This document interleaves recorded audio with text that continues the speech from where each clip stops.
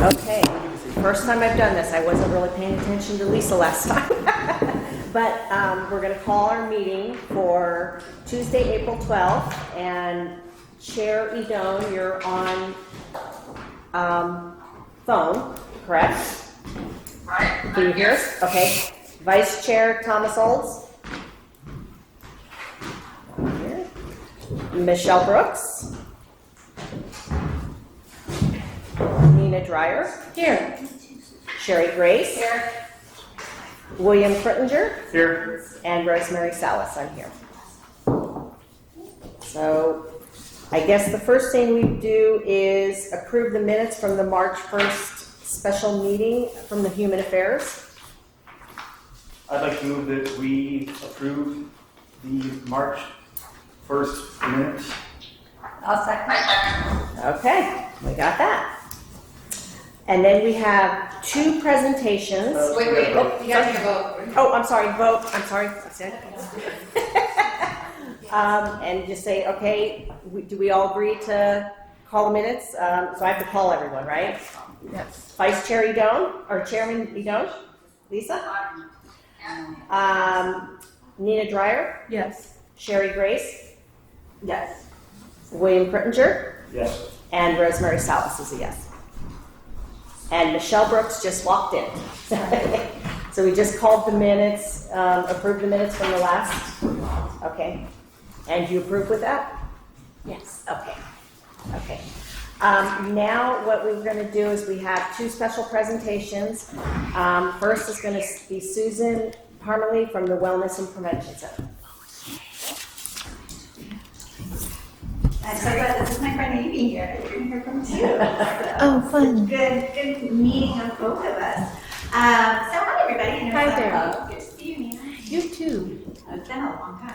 I know. I used to attend the meetings there. Yeah. So the Wellness and Prevention Center, we were founded in 2014 in a response to rising rates of substance use and death by suicide among our teens. Unfortunately, we're still in the same climate, which is really terrifying. And as you probably are aware, the Surgeon General declared a state of emergency for teen mental health, youth mental health in general, in our country.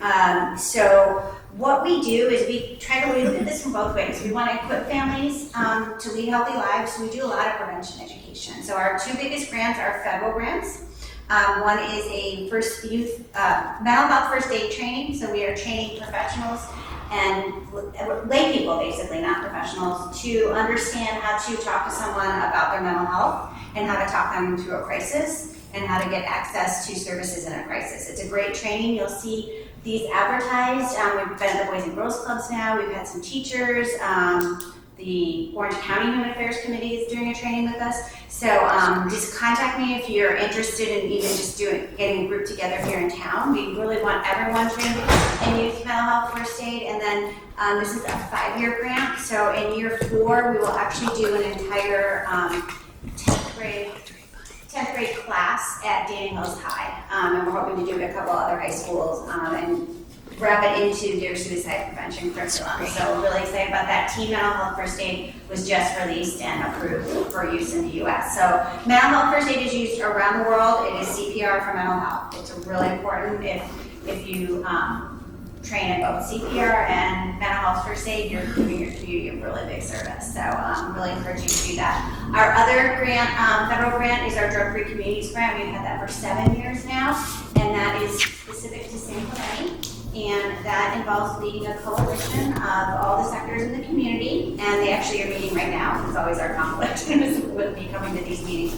And they meet the second Tuesday of every month, and we also run a lot of youth activities through that grant. We just rewrote our competing continuation, so keep your fingers crossed that we get that money for another 5 years. The other side of our work involves clinical intervention. So we sit at San Clemente High, San Juan Hills High, Aliso Niguel High School, and the 3 middle schools in town, and one of the middle schools in Aliso Viejo, where we have clinicians on site to meet with youth at the high schools. We're there 5 days a week, and we are full. We have a full caseload, and we often also get drop-ins. Yeah, and we're also available after school hours, and we have Providence Mission Hospital right now to provide bilingual Spanish services for adults. So we coordinate with their Family Resource Center and take their overflow. So we have one full-time person working in Spanish with adults. So we're really excited about that. We do all this without billing insurance. We do this based on the generous donations of our community through the grants we have and through a lot of fundraising. So I think you've seen these posters around town, the banner will go up. So Family Best Benefits Wellness and Prevention Center. Our biggest sponsor is Providence Mission Hospital. They're excited because they're coming to town with an ambulatory care center out by the outlets. So you're going to see their presence a little more in town. So I was going to leave you the flyers for Family Fest. Perfect. And does that have your phone number and email on there?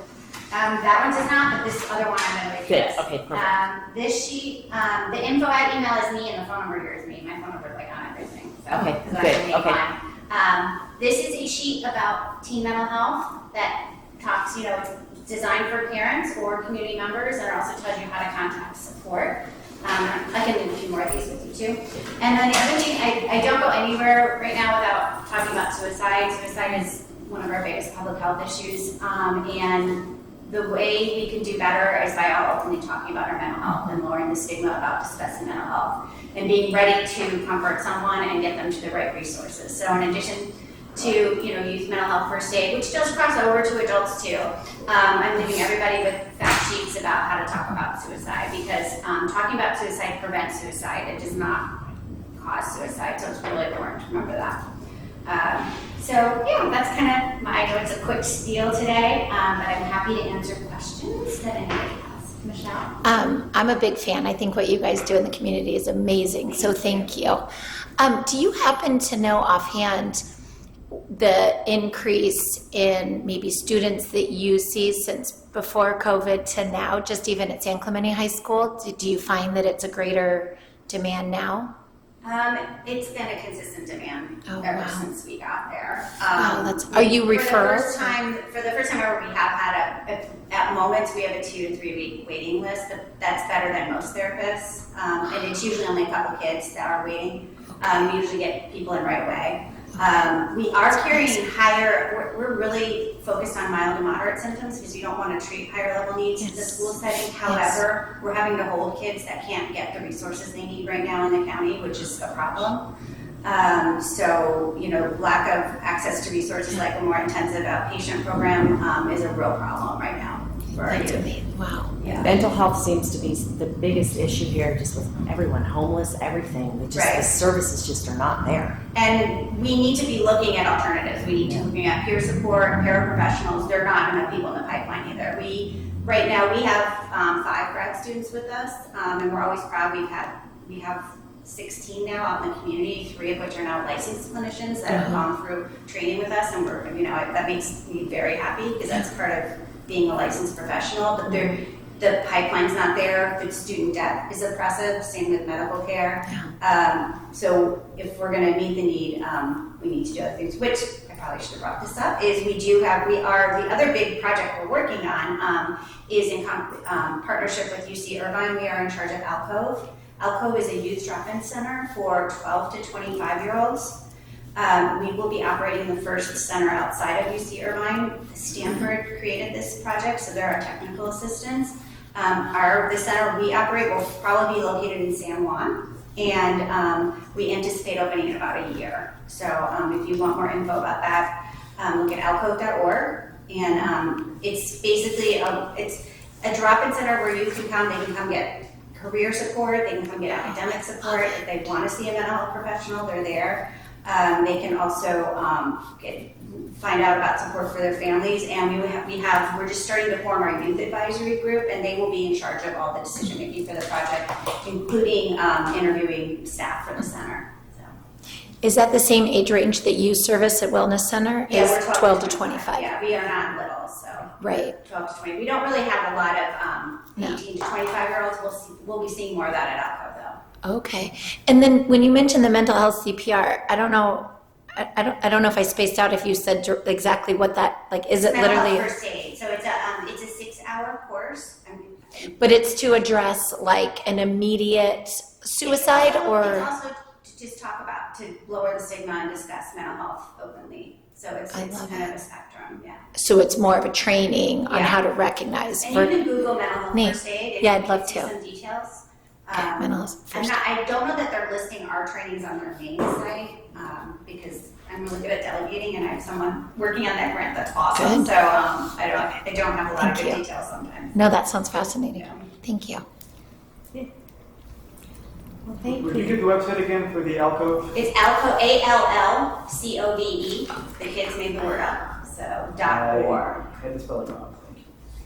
So the ones that are open right now are Did at she Stanford say? Open are Palo Alto and San Jose. And you said San Juan, you mean San Juan Capistrano here? Yeah, Fantastic. we're very excited. That is That's really neat. Yeah. And what is, what are kids doing that, you know, like how are they going about suicide these days? Getting into a car accident, suicide by car, is it? That would not be the primary one I've seen. Pills, hanging. If there's a gun in the house, you're much more likely to die from a gun. Boys will use guns, girls will not. I've Cutting. heard that. Yeah. Would you say any one of those is like the leading? I don't, that's not data I know. Yeah, unfortunately, I don't know the data. And when it's kids, it's kept pretty. Oh, right, yeah. And you know what? We had a few jumpers. Yeah. A few deaths from jumping. Thank you. Yeah. Thank you for coming Thank and for you, your thank time, you, thank you. Susan. I'll leave my resources and I am in York out because I have a kiddo meeting me at the office. So I'm sorry for learning. Thank you. And then our next is Amy Dunkel with the Solace Foundation.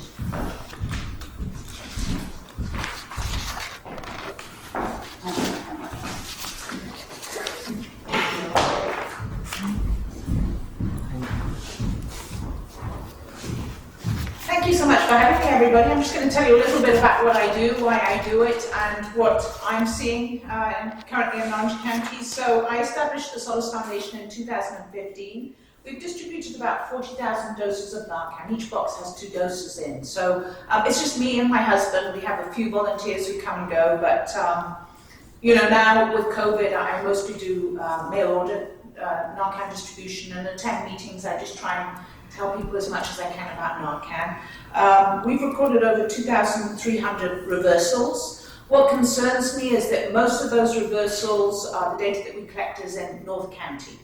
And, you know, there are so many overdoses in South County, and it concerns me that we don't have enough Narcan distribution in the South. I provide Narcan to Maura McCulloch, who does outreach amongst our homeless community, and she's recorded 33 overdose reversals. In total, I've recorded 70 since 2015. Now, that doesn't mean that there aren't any more reversals. It just means that's the data that I collect. And it might well be that other people are doing this work too.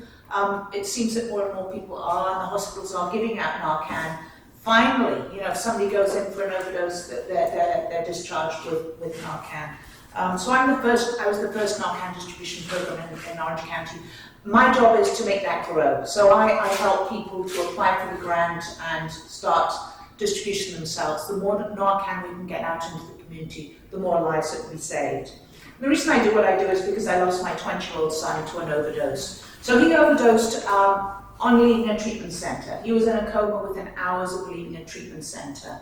And we have to understand that we push people to go into treatment, but all treatment is not equal. This was a high-end treatment program, but for an opioid use disorder, it's a chronic relapsing condition. So he came out opioid naive and he overdosed. He was a certain structure in San Clemente, and we had his paddle out here in the pier. So San Clemente is very dear to me. For my family, opioids, it began with overprescribing. So my boys were snowboarders, skateboarders, skimboarders, and they managed to get a lot of injuries. And each injury came with a prescription. And although I didn't, you know, our prescriptions, we learned quite quickly to put them in a safe. But this was what was happening all over the country. So it went from pills to heroin. Now we're in the most horrific fentanyl crisis. So you can't see these statistics from where you are, but they're CDC statistics. And from 1999 to 2019, the latter part were mostly at about 320 overdoses a year for all opioids in Orange County. And then suddenly, 2020, 2021. For 2021, we're up to, the data from the Orange County coroner was 636 deaths to fentanyl, but they're still waiting 150 toxicology reports. This is just to fentanyl. So when you add heroin and you add in pills, we're talking between 900 to 1,000 deaths each year in Orange County versus where we were in 2019, which was bad enough. I mean, every death is a tragedy because it's the people we lose and it's their families. You know, it has a profound effect, a forever effect. We talked about teens. So this is what's killing our teens. This is what they're ordering on Snapchat. These are oxycodone pills. This is from the San Diego coroner. And, you know, it just shows you what is in these pills. This substance here is benzodiazepine. So when you mix benzos with fentanyl, there's little hope of survival. So, you know, San Diego has the facility to be able to check your drugs. We don't have that here in Orange County. Sorry, where are they getting those pills from? Their pharmacist? Snapchat. Oh, literally. So these are press. You can order fentanyl online. You can order a pill press online, and this is what's happening. People are pressing pills to look like OxyContin. They're pressing Xanax bars, and people are ordering these drugs. Experimenting, probably. You know, this was Amy Neville. I'm not sure you've heard of her. She lost her 14-year-old son. He ordered a pill, what he thought was an OxyContin pill, cotton pill off Snapchat, and he was delivered one of these pills. So, and the Orange County Sheriff has seized 133 pounds in 2021 of fentanyl. What they're saying is that's enough to kill. How many? 13.1 million. Well, they just made a huge bust this Yes. last week. That was enough to kill. I mean, it was an But unheard you of can number. imagine, these are the people who are caught. I mean, they used to say that for every car that was stopped coming up from Mexico with a substance, another 10 were getting passed. So, you know, we're in a really serious situation. So it's never been more important to have Narcan available. So does Narcan, it works against fentanyl? It does. It does. I mean, I've revived somebody myself who was overdosing on fentanyl. It was a very scary overdose. The difference between heroin and fentanyl is just how rapidly they go down. So this was a 24-year-old male, and it was in Santa Ana, and I saw him fall, and I ran over to him. His eyes were already in the back of his head. He was blue turning purple. This was instant. And his chest was totally rigid. So fentanyl can cause, the toxicity causes wooden chest syndrome. So the chest becomes, you know, just so hard that you can't do chest compressions. It took 2 doses to get him back. And what actually happened with that reversal is, on the second dose of Narcan, his chest softened and he took a breath. And then he came back. So for that overdose, it was literally bringing him back from death. Yes. You took a pill or an injection? He had been injected by a third party. I mean, he was somebody who had a chronic substance use disorder. When you brought it back, Oh. what did you do? Spread the nose. Oh, you sprayed the nose? Spread the nose. Can you explain what Narcan is? I should have Googled First, it. I'll I'm just sorry. explain to you why you can carry Narcan. I bought actually a box for everybody who wants it. And I've also put a QR code in. So you just have to scan the QR code with your phone, and it takes you straight to the training. And then you're trained to administer Narcan. So it's Assembly Bill 635 is the Overdose Treatment Act that allows you to carry it and to utilize it. If you think somebody's overdosing, it protects you both criminally and civilly from practicing medicine without a license. And that will be on my training. You know, you just have to, so you are completely covered and completely protected by law. So Narcan naloxone, it's an opioid antagonist. The only function it serves is to take opioids off the receptors. It serves no other purpose. If I was to spray it up my nose, it would do absolutely nothing to me because I have no opioids in my system. So it's incredibly safe. It's used in newborn babies. So it's been around for 50 years in the delivery room. If mum is given an opioid at delivery, sometimes it can cross into the baby and they're born, lifeless, and they're given Narcan in the delivery suite. So very, very safe. It works for about 20 to 90 minutes. So one of the arguments has been you're enabling people who will use drugs to use more drugs. So what Narcan does to somebody who's opioid dependent is it brings them back to life, but it also knocks the opiates off their receptors, which throws them into withdrawals, which are incredibly unpleasant. And they last for about 20 to 90 minutes. Then after the Narcan has been on the receptors for 20 to 90 minutes, it varies, the Narcan slips off, the opiates reattach. So there is also the danger, which is why we always call 911. At that point that the Narcan slips off, the opiates reattach. And if they have a long-acting opioid, they could actually overdose again. Fentanyl is a short-acting opioid, so we don't tend to see that with fentanyl. But as you saw from those pills, we don't know what's being mixed. If you put methadone, which is happening, into these pills, that's a long-acting opioid, so people could go out after they've been revived. So we always say call 911. It's very important. So those are the main things. If you gave it to somebody thinking that they're overdosing on an opioid and they're not, it won't do anything to them, which is another reason why we always call 911.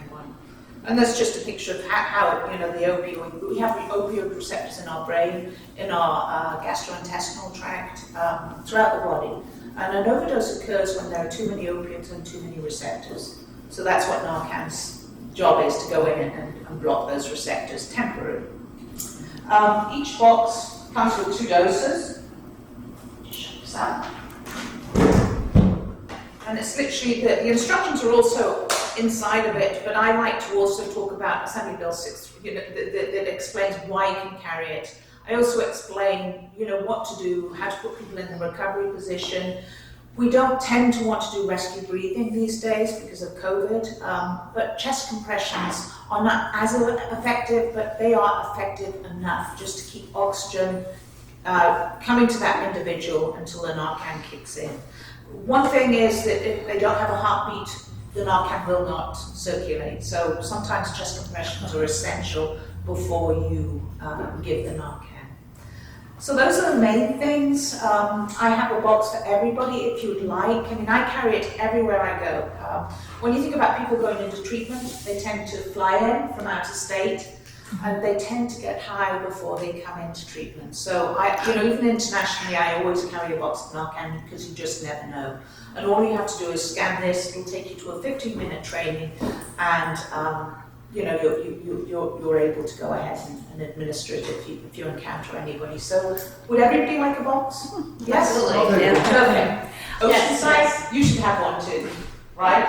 Because What's the shelf life? the Lisa, do you shelf want us life to has get been you a box? extended. So each of these boxes are good till October 2024, and actually beyond. Yeah, brilliant. This has got my details on as well. Thank you. So you can contact me if you have Thank you. any questions, or if you need The anything. training class, when you do the scan, right? Scan Scan the the photos. training class. Yes. I just wanted to save time, so Perfect, thank you.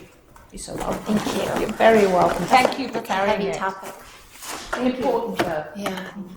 So You have enough for everyone?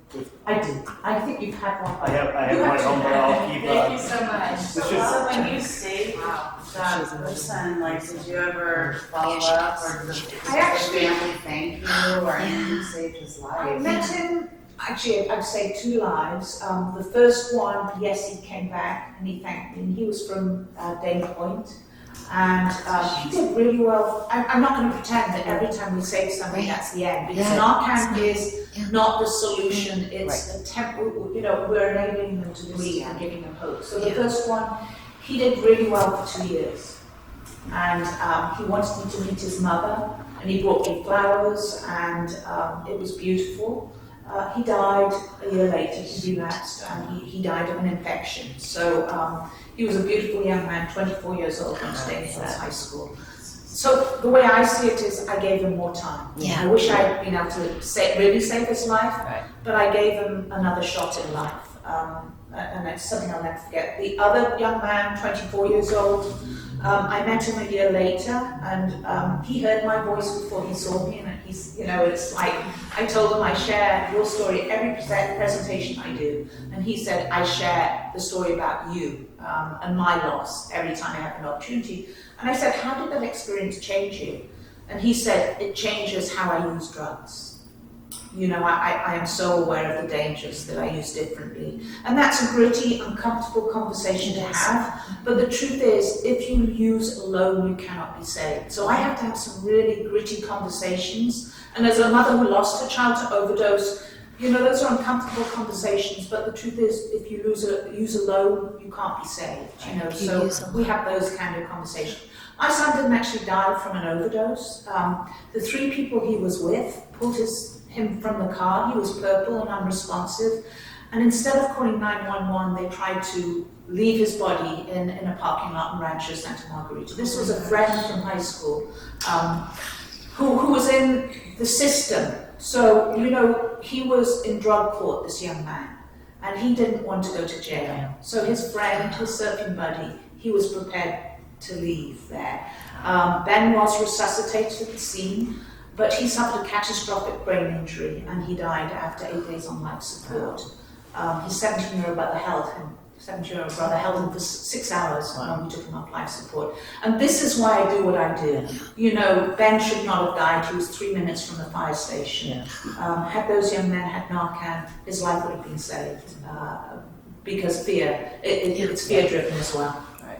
So I don't want to take up any more of your time. If you have any questions, you know where to get me. Okay. And if you were to use it, please let me know, because it's wonderful to hear, when it's actually saved a life. Thank you. Perfect, Any thank other you. questions? I Thank have a quick you. question. So the funding for you to do this, where does that come So from? we have a state grant now. Anybody can really do as I do. And we have a state standing order. When I first started doing this, I had to find a doctor whose license I could work under. And I actually found a really good physician in San Clemente. So I worked under his medical license from 2015 to 2019. And now I use the state standing order. So I think we all recognize that this is a problem that's getting progressively worse. So there is more Narcan available. There was a stage when I used to have to buy the Narcan, but now I can order it through the grant. Thank you. Would you say this belongs in every first aid kit at this point? It sounds like If it's we safe. had enough Narcan, then yes, but we don't have enough. In an ideal world, yes, but you can get it through, you can get it through your insurance. Where do you, I guess, for us here and for other people that get it, where do you recommend they keep it so that it's ready when they need it? Is it something that we... Any way you can grab it. I train all the treatment centers, sober living homes, and I tell them absolutely do not put it in a nurse's office. This has to be accessible to your staff, because staff diagnose treatment facilities, Right. because they're new to recovery, their clients die, so it's got to be accessible everywhere. So every place you see a fire extinguisher, it has to be the norm that we also see Narcan boxes there. Okay. Yeah. Are they at the high schools? Not yet, but Susan was telling me there's a meeting on the 20th of April. Yeah. It's something I've been fighting for. My son's first overdose was at Tesoro High School. Somebody brought in Xanax bars to the high school, and another student brought in Soma pills, and they were circling around a classroom. 20 children were involved.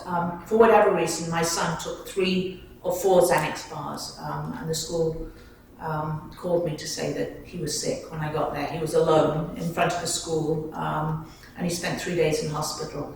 So this is something we really, I think probably has happened, that schools are more aware, but we have a lot of work to do, and I'm really hopeful that we've got to that point now. Sadly, Is picking up Narcan distribution on It the is. agenda of that meeting coming up? that meeting's on the 20th, yes. On the 20th? Which I'm thrilled about. Would it help if the committee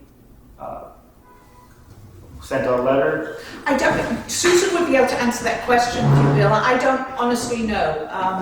If they asked me to go in and, I trained all the administrators at Lake Elsinore School District last year. So they are definitely going to be ahead of the game there. I don't know, Capistrano, I hope so.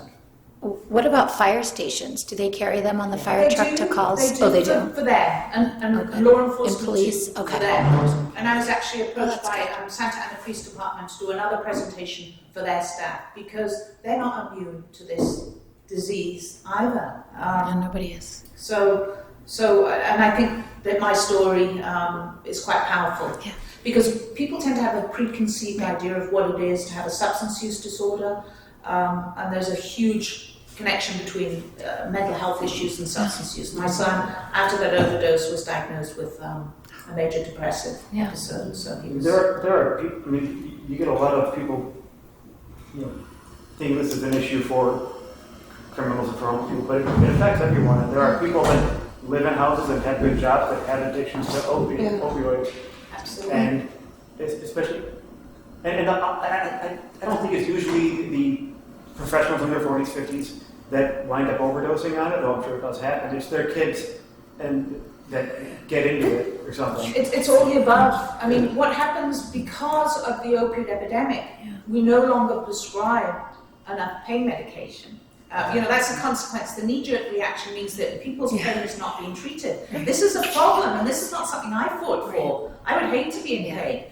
But what happens, and I saw this firsthand, is then people would switch to heroin or they order those pills online. It's the same, it's an opioid, and if a doctor won't prescribe it, and if you're physically dependent on opioids, you will do whatever it takes to be able to deal with not only the physical pain, but the psychological pain of withdrawals. Oh my gosh. I have a quick question. Sure. If I, say I have a 14-year-old, so he knows I have this in the house, does that give him a false sense of security that I can bring him back? No, it's a conversation. Tell them about Amy Neville's 14-year-old son. Kids are going to experiment. Certain kids, I don't know what the percentage is. The CNN just did a report today, and Amy Neville was on that report. And what they are saying that the rate of teen deaths, overdose deaths, is skyrocketing. But it's not because more teens are using drugs. It's because the supply is so toxic. So it's not that we're seeing this huge uptick in kids experiment. There's always going to be experimentation. And it's also because fentanyl has been woven into all the other drugs that are out there. So if the kid thinks he's going to buy a bag of weed from someone, He's getting fentanyl. everything is laced with fentanyl. I don't think we've got to the weed point yet, but what we need to talk about kids about weed is, when you start at 12, 13, 14, what it does to your brain. I mean, we have to have the discussion, let your brain develop. Yes. Don't just say no doesn't work, we know that, but we talk openly about the longer you can delay it, the better your outcomes. Is there anything a person can do to test a pill? I didn't realize people are pressing this and making it. I never really heard it. I thought. We have fentanyl test strips. I used to distribute them, but I don't anymore. They're quite expensive, and my theory is that just assume everything does have fentanyl. Okay. Because if I'm dealing with somebody who is struggling with a substance use disorder, they might test one pill from. Sure. And you have to test every single thing, and you have to test the whole entirety. You can't snap it in half, use the half, and say, well, the other half will be fine, because that's not how fentanyl works. Right. A small enough amount is toxic Tiny. There really is no effective testing in sort of prevention. The fentanyl test strips are effective as long as they're used consistently. Yes, they are effective. However, the anagrams are changing constantly, so we're going to get to the point where even the fentanyl test strips won't work on the anagrams. They're just changing them all the time. Amy, do you speak at schools, like middle schools and high schools? I we're haven't short spoken on at time. schools. I speak everywhere but schools. Okay. And But your contact is here. It is. I just would love to It stay in is. contact with It you. is. Thank you very much. So if somebody wanted to keep this at their house, where would they get it? Would they just? You can get it from your pharmacy. You can even get it without a prescription. It is quite expensive, so a box like that, unless you go through insurance, would be about $130. Wow. Yeah. Thank you. I don't pay for them. Yeah. But thank you. Yes. Yeah. So it's a life. And by giving these to you, you can also show them So to scary. parents. We tend to know, with children, we tend to know which ones are struggling. And that sounds really okay. stigmatizing. But, my son was clearly struggling if he overdosed at 16 in his Right. high school, so red flags, right? So, and then- it's kind of a medical miracle. It is. What it can do. and it is because of its safety. Okay. The fact that the only thing it can be used for is to take opiates off the receptors. So there's no abuse possible. And you can't hurt anybody, because if you were to spray it up their nose thinking they're overdosing on opioids, and they weren't, it wouldn't do anything to them. Okay. That's Thank amazing. you so much. All right, thank you so much. So welcome. Thank Thank you you. for inviting me. Thank you for your time. God bless you.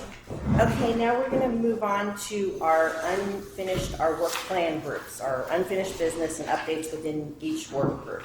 So the first one is the Homeless Town Hall and Community Resource Fair, which would be Lisa, Bill, and Sherry. Yes, Sherry, do you want to speak to that, or may I? Go ahead.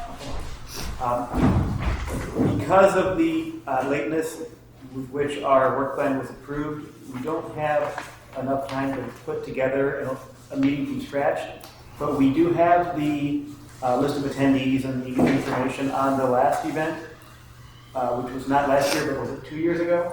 It was pre-COVID, so it was like 2019. Yeah, okay, cool. So, yeah, so we have that we're using as a template. I think we should, as a work group, invite those organizations and the others that we would like to attend. I'd love to have it in there. Okay, and Lake Forest just had a special needs work group. So if you want to pull up on their web page, they listed all the vendors they had there. What city? City of Lake Forest just had one, probably It's a within the special last month. needs? No, Oh, I'm sorry. Homeless? Or wait. Oh, You know what? I'm sorry. I'm wrong. They had a special needs one. I was thinking Right, that's well, what well, we had planned actually to do them separately if you Right. recall, and kind of merge them together. Oh, because- perfect. yeah. Okay, all right. So okay. special Do that. needs. So, I yeah. thought that you might have to kind of scuttle a lot of special needs stuff, which I hated to do, but that wasn't in the old plan. But maybe we can leverage that Lake Forest information and really have both elements of that event. Yeah. Okay. Okay, let's kind of convene the work group on that and move that forward. Okay. amazing. Great. Okay. The next one is updating the resource registry, which again is Lisa and Bill. Okay, and I have some excellent news on that. I got in touch with 211, who will be presenting at our next meeting, and I have, in kind of a raw data format, their entire resource list, which is probably the best resource list there is. So right now that's in kind of raw data format. That's great. I'm going to clean it up and use it to update the existing resource list. Okay. I'm also going to try to kind of automate the creation of the microsites that are associated with that. Okay. So Okay. that's, I got those files like an hour and a half ago, so I haven't had anything done with them just yet, but I should have good work done on that soon. Okay. Good. The next would be overall homeless strategy and best practices, which is Bill, Michelle, and myself. Okay. On that subject, I think we are overdue to have a work group, Yeah, we need to have a meeting. and we'll try to move that forward quickly. Okay. So, And we have the mentorship program for young adults in grades 6 through 12, which is myself, Tom, and Michelle. And that, I'm making a list of businesses that I know around town that I think would be good, where they would be interested in having kids, and I know a lot that I know would totally be interested in mentorship. And then probably what we'll need to do is then split up and go talk to them and kind of see what they're looking for, and then put out like a little blurb so we can then get back with the junior highs and the high schools to see, who they would have, who would be interested in doing that. Do we contact the high school to see if they have a list? I think what we need to do is we need to come up with the businesses that are interested first. Correct. And then we'll get the list together with what exactly they're looking for, the Perfect. businesses, and then we'll get in touch with high schools. Find any of them that would be willing to pay money properly. I One was going to be $20 an hour, so it's just an incentive for the kids and stuff. if we could, that's when we approach the businesses, that's once we get we'll have to get together, the three of us, and I'll give you a list of my businesses and come up with the businesses. Then I think we need to go out and approach the businesses. And hey, if some are willing, my daughter's had paid internships. Some may not. Yeah. So it just kind of depends, you know. Maybe we could work group thing on that. Yeah. Okay. Every 15 minutes is Sherry, Michelle, and myself. And I just finally spoke with Matt Reed from St. Clemente High, and it's a go. And yeah, so he can't. It has to be, the best thing is to be done around a dance.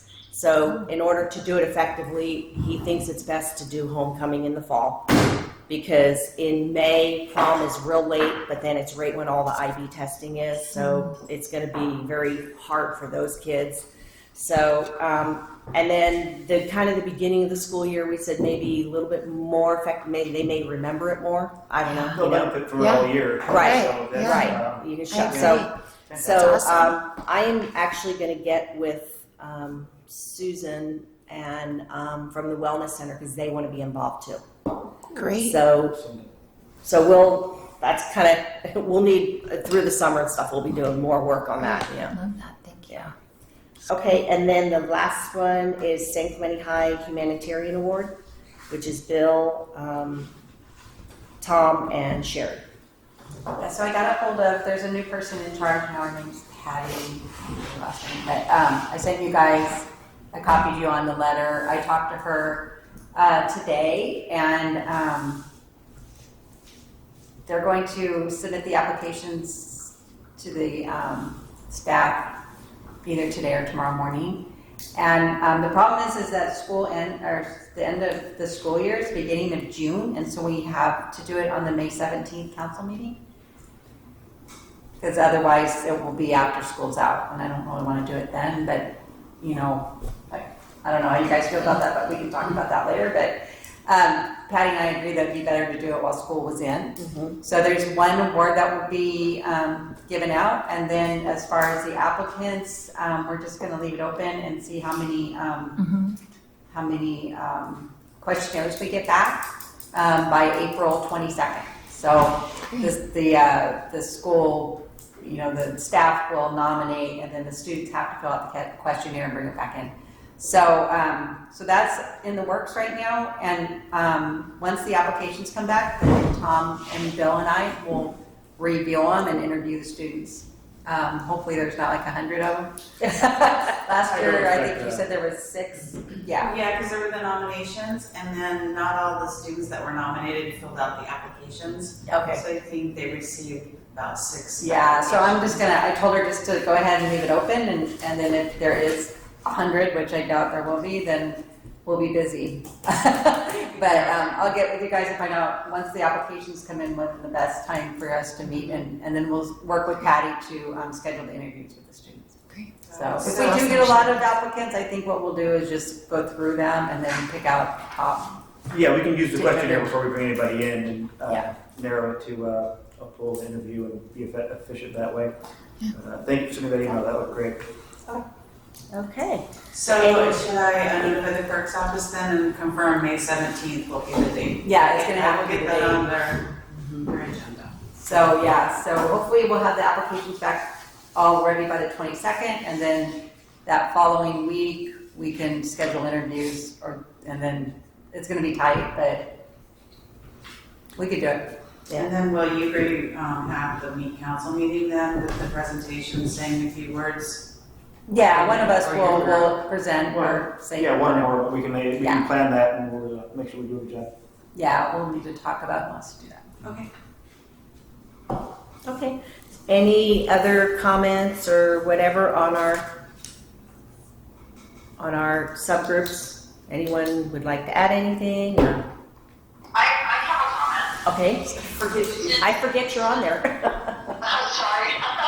Since Nina missed the meeting Right. where we discussed what each of the projects are and so forth, is there a way to see if we can involve Nina in working on some of these projects, or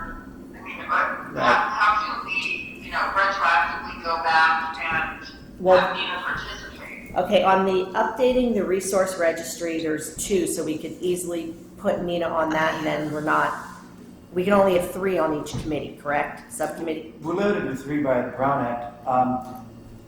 I'd be happy to have you on that, but that's love mostly a data thing. Okay, Is there anybody I that's think on we can- 4, right? yeah. We benefit from you mostly on some of the things that can leverage your expertise.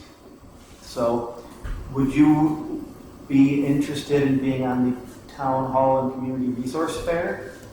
Sure. That's what I was gonna ask about. That's Okay. exactly what I was thinking, because I think we need the manpower. Yeah, I Well, think we can't have 4, so it would be, if I give my spot to Nina, it would be woman power on Lisa, that, which Nina, and is Sherry. great. She can have my spot. Is that what, No, my spot. If she wants Sherry, my spot. you'll I drop can- for yeah. Nina? Okay, so then that'll be Lisa, me, and Nina Okay. on that. Okay, great. Okay, That's perfect. one thing. Is that good? And That works Is there for any me. other that? What you about would- mentorship? Would she be good? You'd be good. Does Okay. Nina wanna do that? I can't see her. Yeah. Hi Lisa, yeah.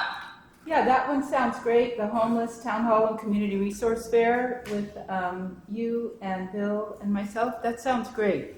How about the homeless And, strategy aspects? The homeless strategy and best practices would also be a real interesting one. I mean, if you want to do that, I can back out if you want to go on that one, because I've got a couple Okay. others, so. Yeah, that one would work for me too. So then that would I'd be happy to get on that one. That would be Nina, me, and Michelle, right? Yeah. Yeah, that'd be great. And we can all, I mean, we're gonna need like every 15 minutes, obviously, as we get close, we're gonna need a ton Yeah, of manpower. We that's can true. all kind of jump on each other That's true. and Sure. do stuff, right? Sure. And the reviewing of the applicants, like Sherry was Right. saying, in If case we they need get more 100. So people, maybe yeah. you could jump Oh, I in. wonder if you Sure. could break that up into a couple work groups, right? Right, right. That would be really So good. what we Or can have do each is, member take a bunch, and we can figure that out as we Yeah, get yeah. the application to see what the workload looks like. okay, Good thinking. okay. Okay, so is that good? That'd be great, yeah. Okay, So I got okay. those 2 for sure, and then we'll all be helping with the applications for the Right. awards. Okay.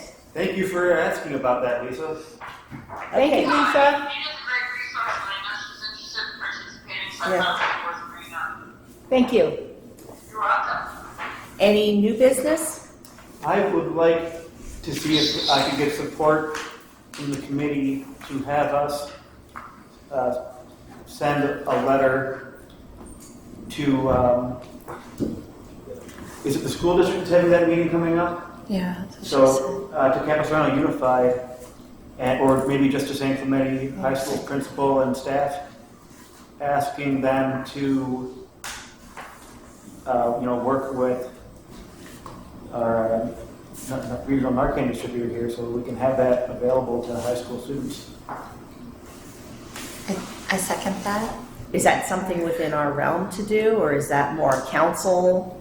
I think you can put it on the agenda because we have a motion and a second. So if you guys vote, we can put it on the agenda. For the council? But isn't the on meeting is 20th, April so we'd have to 20th? I think this would need like unanimous support to be done more urgently? I think as a committee, you could send a letter of support on Human Affairs Committee letterhead.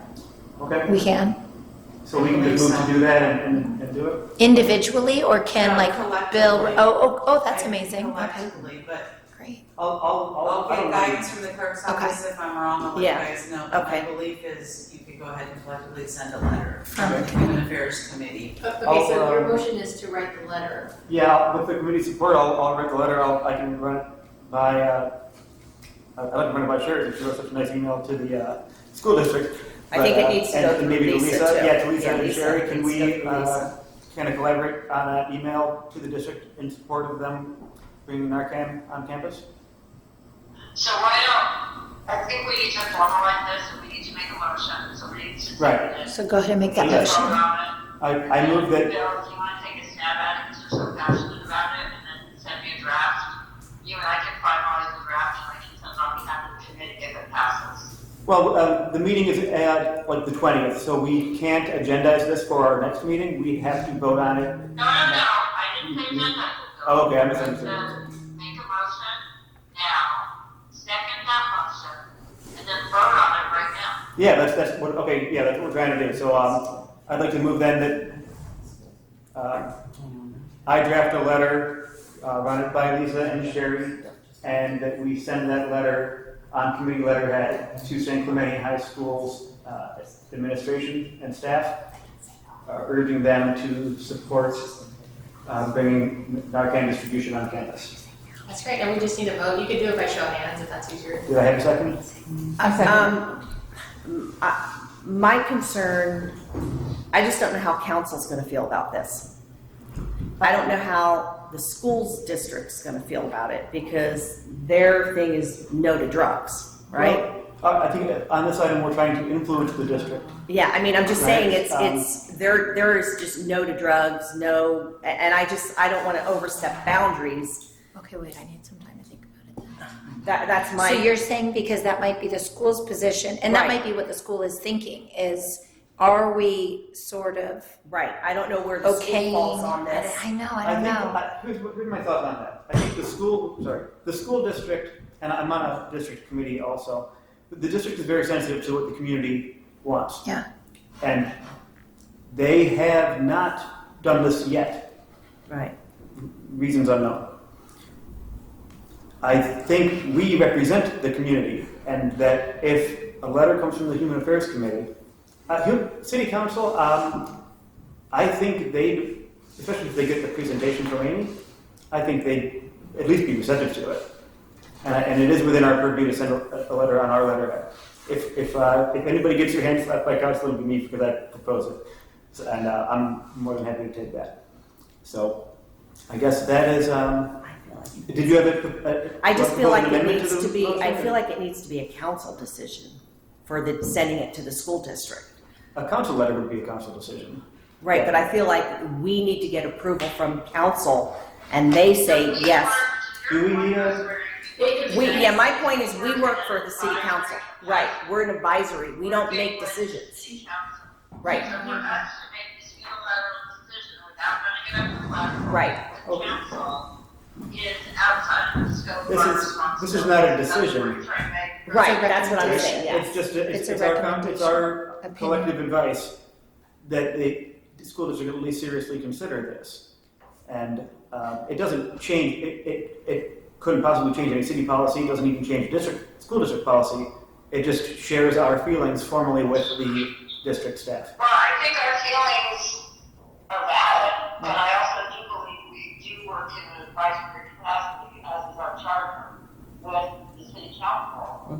So I do think the appropriate way to run it up the flagpole is to at least send it to our mayor for his consideration or his buy-in. Oh, so we could do that. I'm agreeable We to could that. send a Yeah, I think- letter yeah. recommending he sends a You have letter. to make a recommendation to council That's too. an advisory. But I couldn't get to Council to the write that letter of recommendation. So Right. we could send a letter to our mayor requesting he sends a letter to the principal. We probably Yeah, just she have a motion. she asked you guys to chime in, is that what you're feeling? You can make a motion to do anything. You can make a motion to ask council to do something. You can make a motion to do a letter. You can make a motion to reach out to council first before you. Well, and Lisa was saying, we make a motion to send a letter, but have it be approved by the mayor before it's sent on to the school district. Could I send that to Mayor James? Is that right, Lisa? That's what I was thinking. Yeah. Mm-hmm. Yeah, I'm gonna have to get back, I don't know. Okay. I don't know. Okay. I mean, I have to look into it, I have to ask the clerk.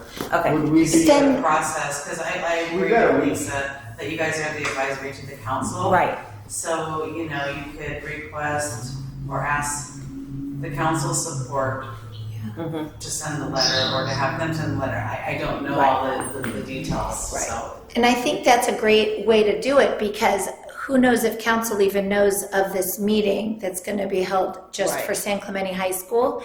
And for that decision to come from, say, our mayor, he's going to be like, I mean, like I didn't know what Narcan was till I heard this amazing presentation that touched my heart. So I think a letter from us, that is our job, right? Is to advise them and say, hey, we heard this amazing presentation. Here's what we think. But at the same time, do all 7 of us have to feel that same way in order to have a letter come from us? That's the it'd be ideal, majority vote. it'd be Well, I think ideal. we have to vote on it. Oh, right. So, So what I think needs to happen, and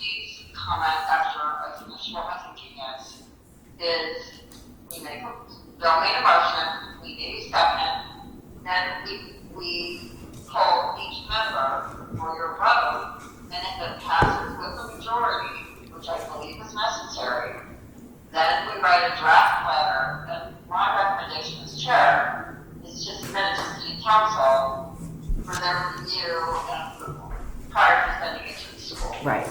Okay.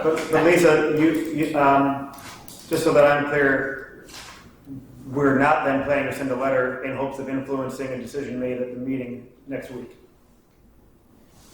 No, I think we I'm are. so sorry, I can't hear everything else. The meeting at the high school is next week. So we can get a letter to council before then and get their. Yeah, I mean, The Well, we council have to- can't make a We have decision. to have a motion, and would they act on it in advance of the next council meeting? They couldn't. They So, can't, but there's but the that. mayor can The mayor can send send a letters, letter on his own. on his own. Okay, so, I mean, we were just made aware of this today. Right. First time any of us have been exposed to this. oh, I knew about it, but that's okay. Yeah. But, He can't, so it can't be a letter from council because that's It what would- gets them into trouble, but it can be Okay. from the mayor of San Clemente, which carries whatever weight San Clemente High feels it carries. right. And I think that's the best we can do at this point, right? Well, on the other hand, we're all on the same page in that we are appointed by city council and we serve city council. But while that's true, we also represent the community. Right? No, but Bill, you don't know what the community wants. Right. No, but we're a broad cross-section of that community, Lisa. Yeah. We We don't make decisions for this city. Right, and, They make them, yeah. right, and we're not, this is not about making a decision, but as representatives I know, of they the might. community, I think we all saw a lot of value in the program that Amy runs. And I guess part of my concern is that I would like the San Clemente High School to have this in time for their meeting. And not, by the skin of our teeth, right, but in time to read it and understand it. And I feel like we can, if we're agreed as a committee, we can send a letter on behalf of the committee. And it's just that, it's the thoughts of this committee. I don't agree that that's appropriate. I think we're bypassing. Yeah, I Okay, so what don't if- want my name on that. So what if we do that? Okay. So, Just second and put it to a vote, and then we can make the determination. Or if somebody wants to propose an alternative motion, we can do that. I have an alternative. What if though, rather than being a collective, if not everybody's in agreement, what if those people who feel passionate about it send an individual note to the high school from their, are we allowed to use our city email and just say member of the committee? Because like when I go to say a district meeting, I'm just speaking for myself. I'm not speaking for all of PTA or whatever. So, So I'm not comfortable with that, because we serve on a committee, and we have a collective voice. And it could be. but we can't have individual opinions. Rosemary sends a letter as a member of the Human Affairs Committee. She's speaking on behalf of the committee, so I think we can do this.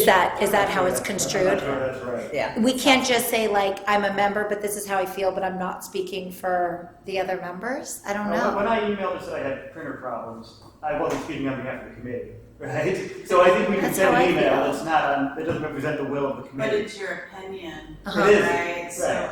I kind of agree with Lisa. Okay. Yeah. Okay, But so like our I said, I would opinion, have to. Yeah, we need. I didn't know I that. need to get a That's little bit pretty more good to know. guidance from the clerk's office maybe, and I don't know if this is addressed anywhere, but I will find Okay. out. Okay. Okay, thank you. Okay, so you'll get Thank back you. to us then? I didn't know Okay. that. Can I I, guess you guys are- Somebody summarize what Kind our of. different steps are. would there be support for a motion to, if the clerk and staff advise that it'd be appropriate for us to send a letter in time for this district meeting? Or is that, are we too split on that?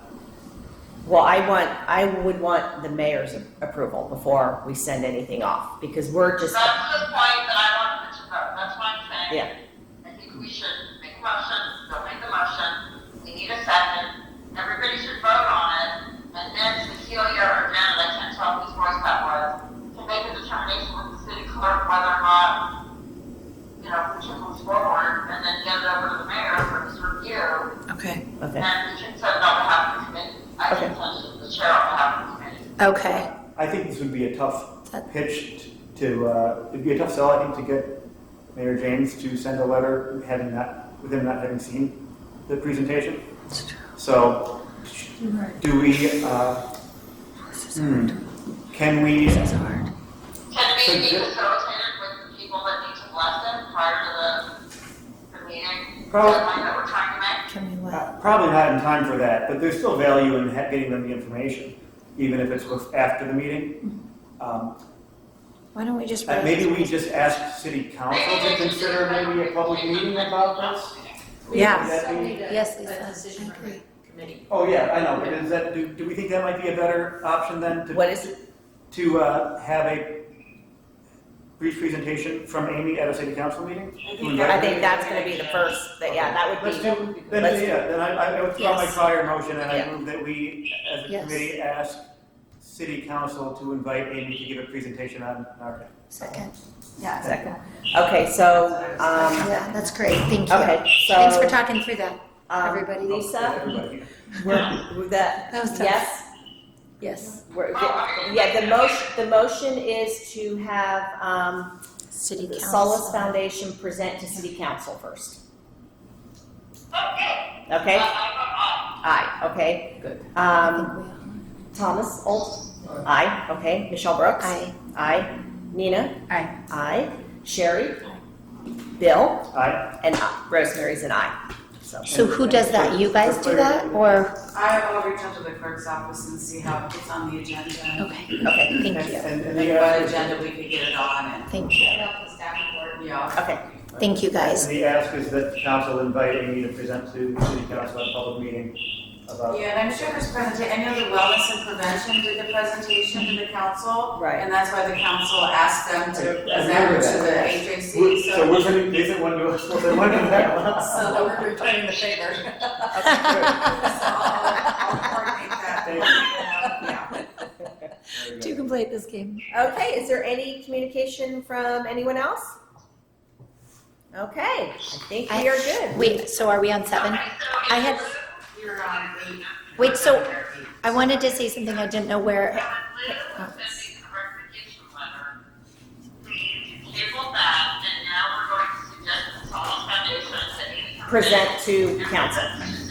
Yes, At least that's not, yes, the letter to the district is not tabled, it's withdrawn. it's withdrawn. The letter's withdrawn and we're gonna have them present first. Okay, Okay, wait, sorry. I thought that was under 5. Okay. I didn't know where to say this, but I just wanted to follow up on Tom's idea last month about, Wait, Michelle, before I'm not finished, do you mind if I just ask one more thing? yeah, Who's gonna approach Amy regarding the Solace Foundation presenting to city council? Right, I think we need to close the loop on that. Staff is gonna take care of staff will take care of it. Okay, thank you. Okay. I just wanted to ask Michelle on that one, and now we can move on. Thanks, Okay. Michelle. oh yeah, no, of course. that. Yeah, you're farthest away from staff, you may not be able to tell. I know. Janet. Can you hear Janet? Lisa? I'm sorry, Bill, I can't hear you. Can you hear Janet? Can you just ask? Can you hear Janet? Hi, Lisa. Hi. Okay, There okay, you good. go. It's so hard when you do it over the phone. Yeah. And it's so hard to know whose voice is speaking. I will coordinate with the clerk's office to get them Okay, on a council. okay, Sorry. so Michelle wanted to say something? So I didn't mean to talk over you, Lisa, I couldn't hear, but, so I just wanted to follow up on Tom's idea, and I didn't know where to bring this up, on the benches of, Tom suggested putting the suicide hotline number on the benches that are popular with teenagers. So I reached out to, someone I know in Beaches Parks and Rec, and they said no, because the benches are handled through something called the CARES program. So I reached out to Samantha Wiley at the city, and I said, who's the CARES program? I didn't know what that was. And she said it's benches are donated in honor of a lost loved one by the Left Behind people. And so it's always in honor of somebody with their name. So she didn't think maybe that it was the appropriate place to put that. And I totally understood that. So my follow-up to her, and I didn't hear back, was could we maybe look into possibly a placard or something separate, but maybe in the same, so like at the Lost Winds Lookout or the train, where we enter at Lost Winds, something like maybe next to the bench, but a totally separate entity. And could we maybe examine that? So I just hadn't heard back from her. I was looking to get a private funding for the thing. So it wouldn't be the city's responsibility, if someone would just donate the money. So That'd you be could get amazing. private funding so we could get a bench Yeah, then? exactly. Oh, a separate That's how it bench. works. Okay. And, Oh, that's we want to amazing. get some, inroads in terms of getting the right coordination, like the mayor. But ultimately, one of the issues that kind of triggered for me was, if we have a phone number associated with a new bench, where does it go? And who's going to answer it? And what sort of counseling are they going to get? And it's a big issue because, if it's just, Yeah. But there are well-known numbers. Yeah, there are a lot of well-known members. The thing is that which direction you want to go, and then there may be Okay. something to do with, who would, like the Sir Optimus right now from Laguna Beach are probably, going to put money up for this, and maybe some other things. I don't know. There's other places, but from what we've done so far, we're just, reaching out, trying to find out the right appropriate structure. Well, what if we partner with, is it Susan at the Wellness Center? Because, she touched on that so much, so maybe she would be a good one to say, maybe, I don't know if they have a 24-hour hotline, or if she has a good referral for a 24-hour hotline. Are you not a fan of isn't there like a national suicide hotline prevention? There's a national, there's veterans ones. Well, not veterans. And the idea was to have someone that could actually from the community. Yeah. Come Yeah. down there Okay. and be present. So she might be interested in that because she was touching Right. on suicide. So, do you want one of us to follow up with Susan? Do you want me to do that? Or? Okay, I'd love to, yeah. And then we can talk about it. And then what? You got the fire to do it. Yeah. Yeah, I'm a big fan of Susan's. Okay, Okay. thanks, Tom. Okay, so our meeting is adjourned. Our next meeting is going to be held Tuesday, June 14th at 3:30 at the Friends Room in the San Clemente Aquatic Center. I second your motion to adjourn. All right, our Chairman, Lisa. Lisa? She's Oh, I should. cut out. You might lost. Tom? I'm sorry, I didn't go off. Thank you so much for being here today, Rosemary. You're welcome. Bill, thanks for linking me in. Okay, we're adjourning the meeting. You yay? Yes. Okay, Tom is a yes. Michelle? Aye. Nita? Yes. Sherry? Bill? Aye. And myself, aye. Okay, Ooh, thank you. perfect timing. Janet, this one's. I will call you from our committees. Oh, I'll great. call Tom. Thank you. Well, my name.